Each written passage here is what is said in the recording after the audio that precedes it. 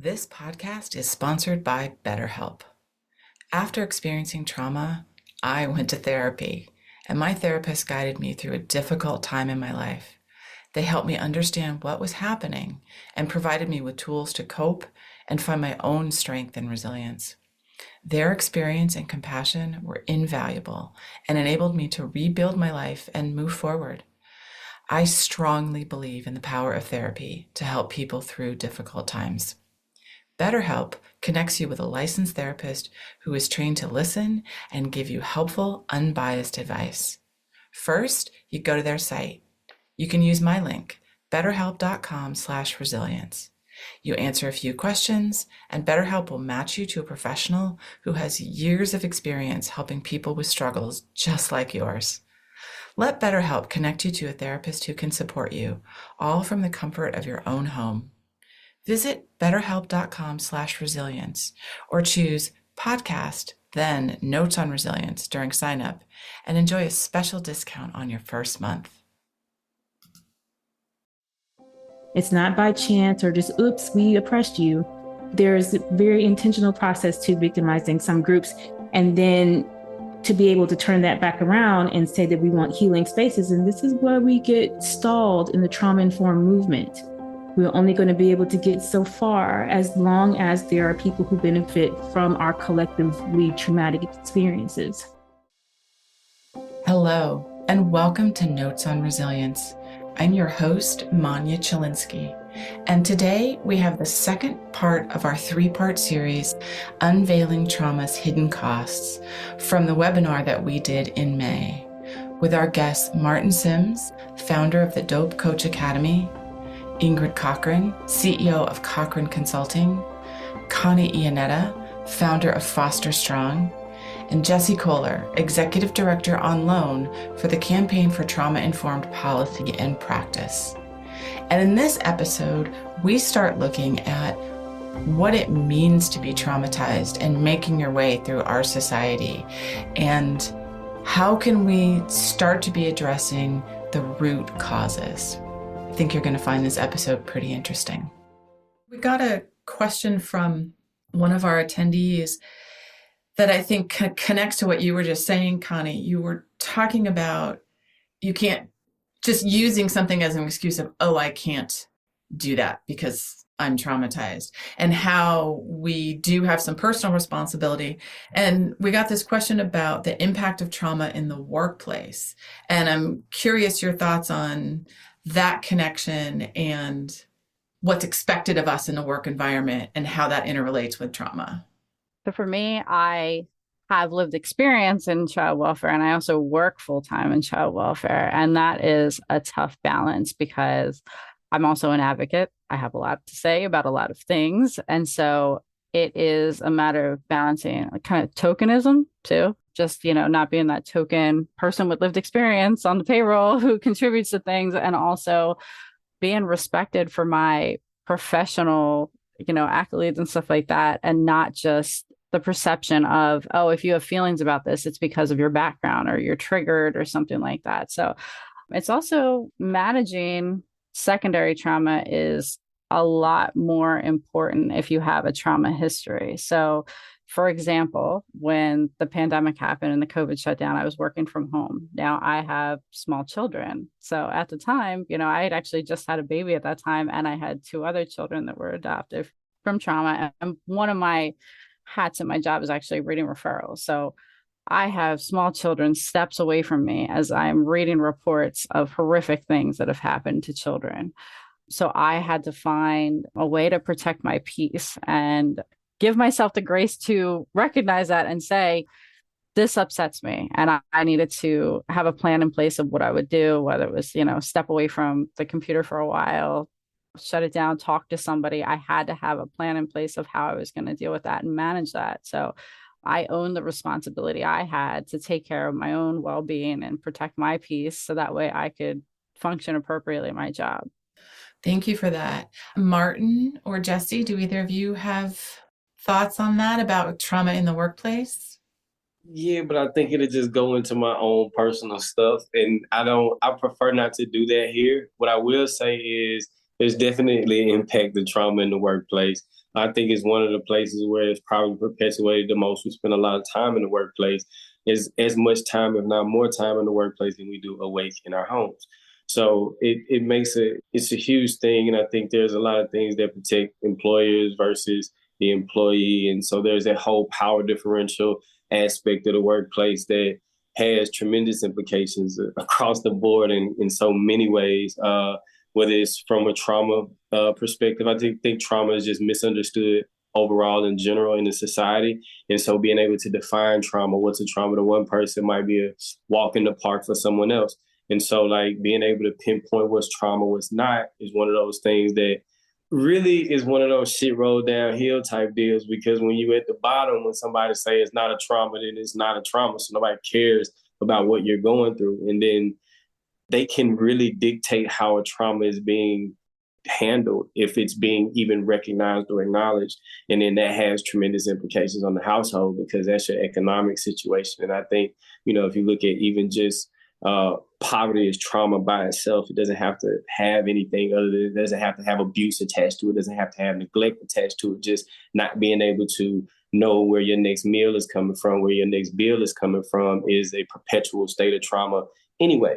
And so when we look at the workplace, it has tremendous implications. Like, so that's it's almost obvious, but it doesn't be obvious because the people at the top can just gaslight the thing away. And I think that even goes into the last issue, what we were talking about, what Ingrid and Constance was saying when you asked the question. It was like, what if they're saying that this is just not accountability? But that's gaslight. There's a great deal of gaslighting in that question that does not allow me to have a traumatic experience and also own the process of me getting through this traumatic experience to a level of place where I can show up, even like integrated into the healing process, because trauma changes us.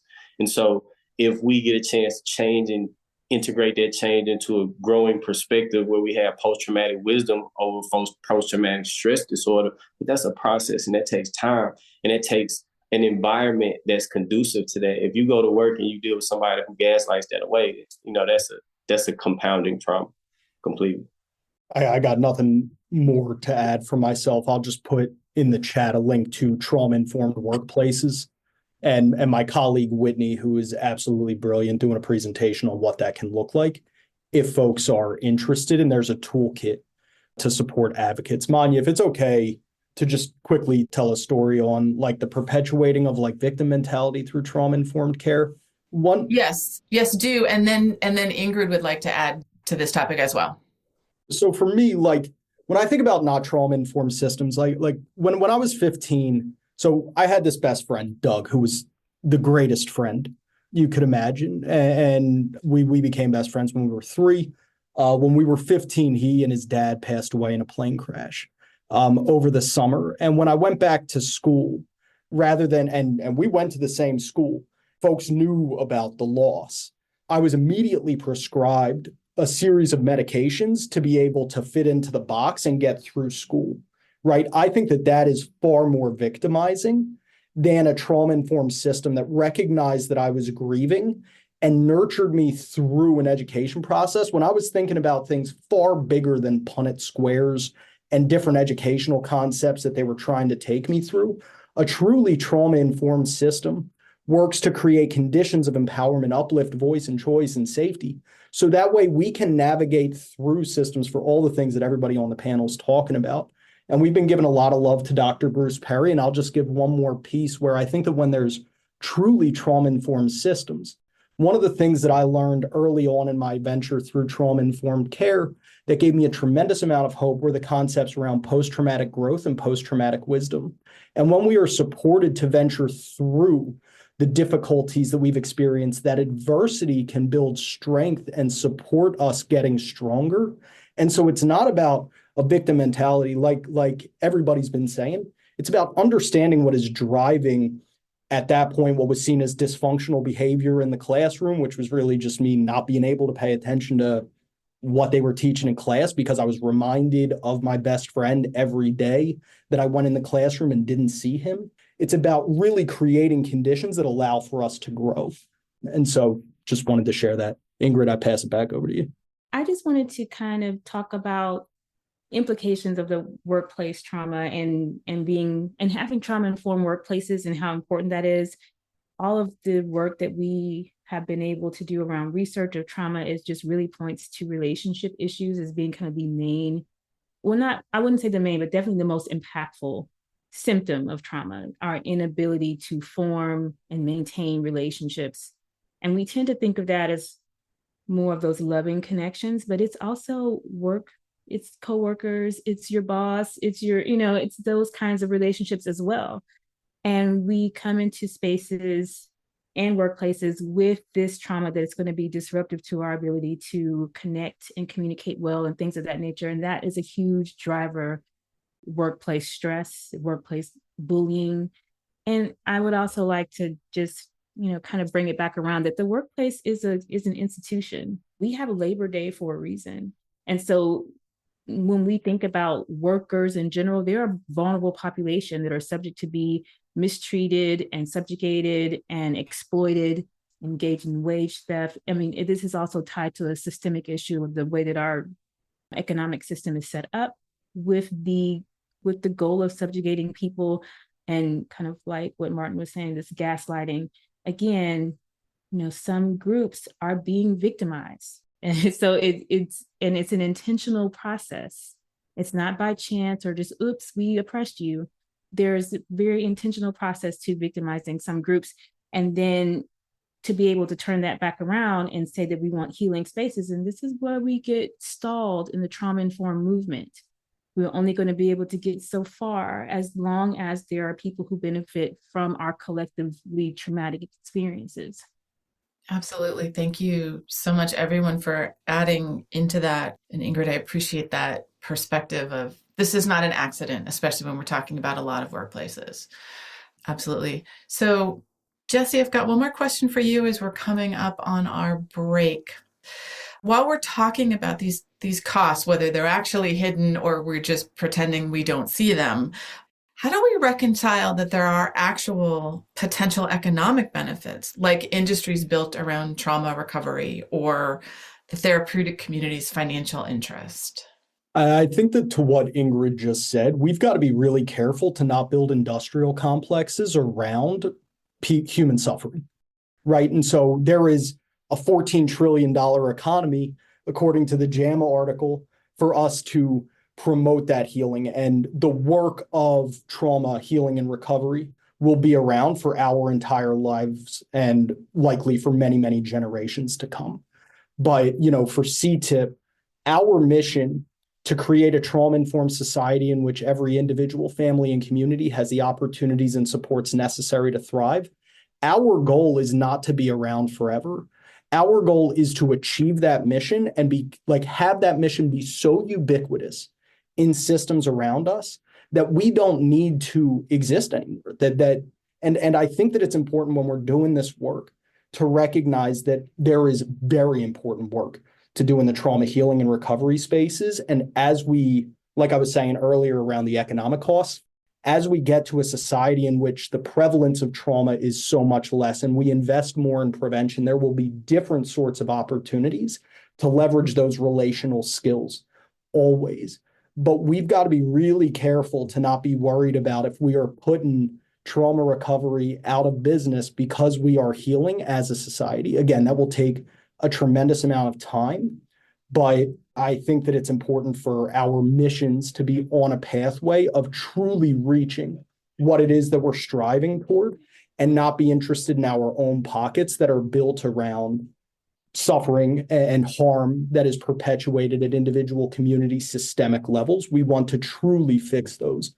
And there's a lot of economic benefits. There's a lot of room for us to grow in these fields, but that we shouldn't try to keep them around forever, because in an ideal world, they will need to be around at some extent and to some level. But in an ideal world, we would just be able to continue to move forward and not worry about how we're going to make money because of the existence of trauma. We should be trying to solve and address the root causes as best as possible. A little bit wanting to kind of continue in that vein. And Ingrid, I'd love to start with you. We're dealing with a mental health crisis these days. And there are some people who think of trauma as one of our most critical issues to address. And how do we make sure that focusing on trauma healing doesn't detract us from addressing some of these other really pressing societal challenges? Just in general, I believe that everything is interconnected. I think one of the main drivers for poor mental health is intergenerational transmission. I also believe that when we think about our larger societal issues, I tend to believe that they're all connected, to include trauma, connected to how we have really separated ourselves from our true nature through colonization and kind of the ways that we think of ourselves as human beings. Climate change is a perfect example of that, as we have really have a deep dive into tribalism and how we've made it so that we cannot see ourselves in our full humanity, that this has led to many poor outcomes for us as a collective. Mental health, climate change, violence, these things are all connected. I was just talking about the book, The Myth of Normal, and it really outlined how Western society, these beliefs that we have that are driven by colonialism, have really impacted us and have really separated us from understanding what our needs are as human beings. And so all of our systems are not aligned with our needs as human beings. And one of the people who really helped me to really think through this was Dr. Sandy Bloom, who is the person who came up with this phrase, "What has happened to you?" And she calls it biocracy, that all of our systems need to align with the human body, the way our brain works, the way our physical body works. And if it's not, then it's leading to, again, these states where we are traumatized and dysregulated and experiencing toxic stress. And so that's how I believe it's all connected. It's part of a larger issue of this disconnection from how we should actually be operating as human beings, which ties back to the way that we should be incorporating Indigenous practices. How we got here is how we're going to get out. The process of colonization has got us here. How we get out is by embracing Indigenous practices in other ways that we know works best for human beings. You are leading us into the next question, Ingrid, about how can we overcome these systemic or structural barriers that are really preventing us maybe from moving the needle on this? One of the models that I use most is the Rise Center. They're a youth voice organization out of California. I think they're in Richmond. And they do a great job of helping people to visualize what healing looks like in a collective manner and a social ecological model, what it looks like individually, for communities, institutionally, and then ultimately our larger macro and chronal systems, which is how we see ourselves, the beliefs and values that we hold, and things of that nature in our history. And so for me, I believe that history shows us the way in this space. We have a clear understanding the different ways that we have been separated from the way that we would normally operate as human beings. Us being able to reverse engineer that would be due to us embracing all of the ways that we've gotten here. One of the real big issues in the way that we've gotten here is wage exploitation.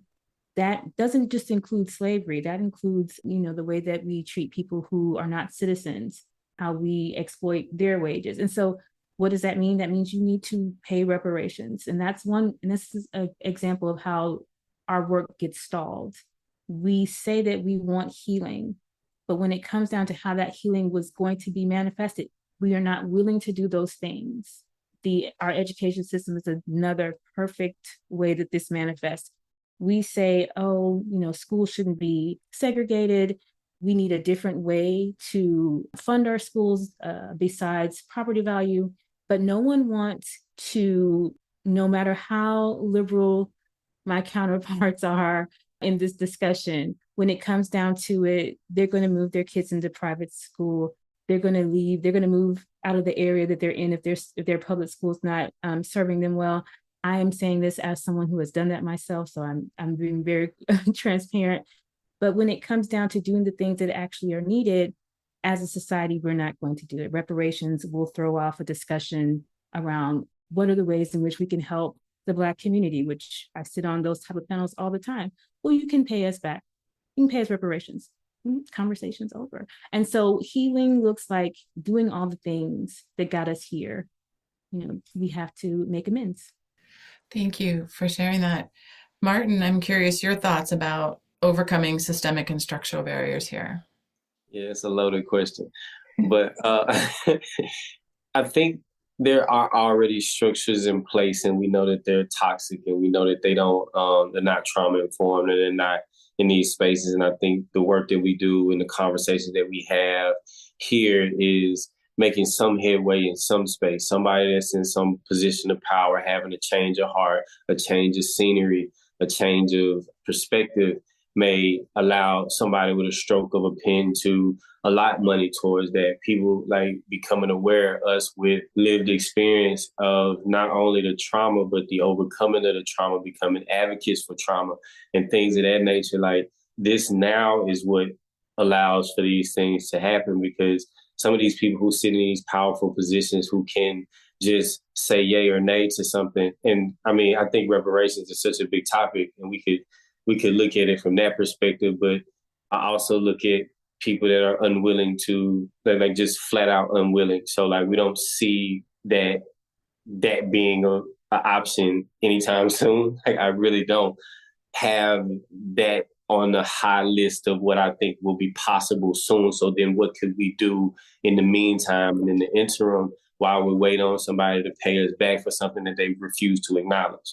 And so I say, okay, I can take what I can do in my own hands. Like she said, we own our healing. And then, I would say I kind of own my healing, but my therapist saw me for free in the beginning. So then there was somebody who said that, hey, look, I'm going to forfeit the fee for this particular service and help this young man out who is seeking the help that he thinks that he needs in order to build his own personal family. I didn't know that would lead to a Dr. Perry book recommendation, which would lead to a Dr. Perry actual partnership. I work with Dr. Perry right now. So I didn't think that would be the trajectory, but here I am, and I sit with you as I think part of the solution versus a part of the problem. I could have went left in a bunch of different ways based on my environment and then also my experiences.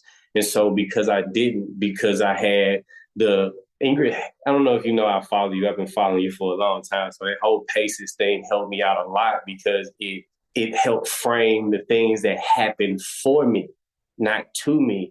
When I was going through, I was like, wait, I had this particular person who just decided that he wasn't going to let me make all these mistakes regardless of, I was no longer in consent. I'm like, look, bro, get away from me. Like, I really want to be in my head and in my feelings right now. And Holmes is like, nah, you need to, that's that adult that can help you out, right? You know what I'm saying? Outside of my parents. So those positive things that were going on in my life that I was, unbeknownst to me at the time, was like, hey, look, okay, well, we can focus on those things. So now my sports organizations look at the PACES list, those 7 things, like how can we be these 7 things for athletes that come through our program? How can we influence other people who aren't necessarily athletes? How can we put those sports and exercise programs back into the spaces that we all occupy? If we turn PE to trauma informed, and they will understand how weightlifting could help them process some of their bodies, some of their traumas throughout their bodies and things of that nature. So I think there's a lot of solutions just built into understanding how trauma affects our bodies in the first place and our brains and our nervous systems. And so when I see it from that perspective, I'm like, hey, look, I've already can tell you that me being in sports made me stay in school far longer than I would have if I wasn't in them.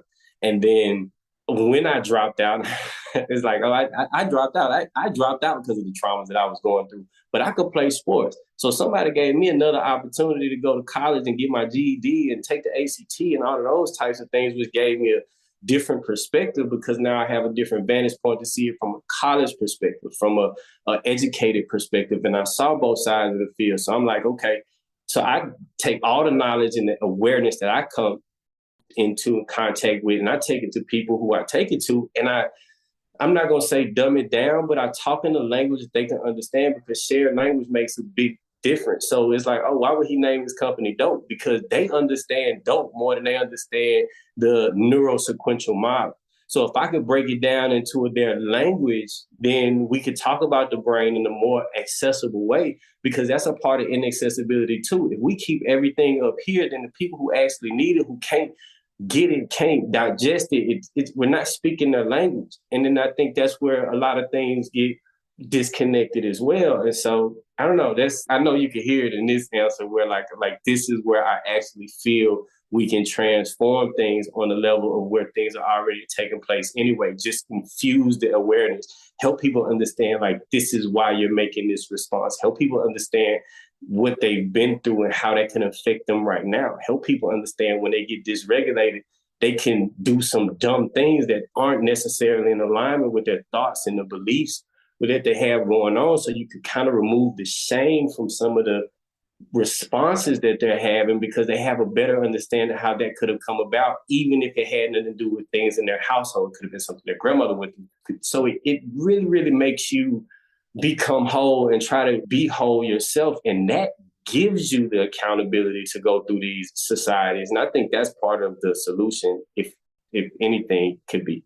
Martin, thank you so much. And I can so hear your passion for this, and I love that. But I really appreciate your point about the way that we communicate about this. Thank you for listening. I hope you got as much out of this conversation as I did. So if you'd like to learn more about me, Manya Chilinsky, I work with organizations to help understand how to create environments where people can thrive after difficult life experiences. And I do this through talks and consulting. I'm a survivor of mass violence, and I use my experience to help leaders learn about resiliency, compassion, and trauma-sensitive leadership, to build strategies to enable teams to thrive and be engaged amidst difficulty and turmoil. If this is something you want to learn more about, visit my website, www.manyachilinsky.com, or email me at manya@manyachilinsky, or stop by my social media on LinkedIn and Twitter. Thanks so much.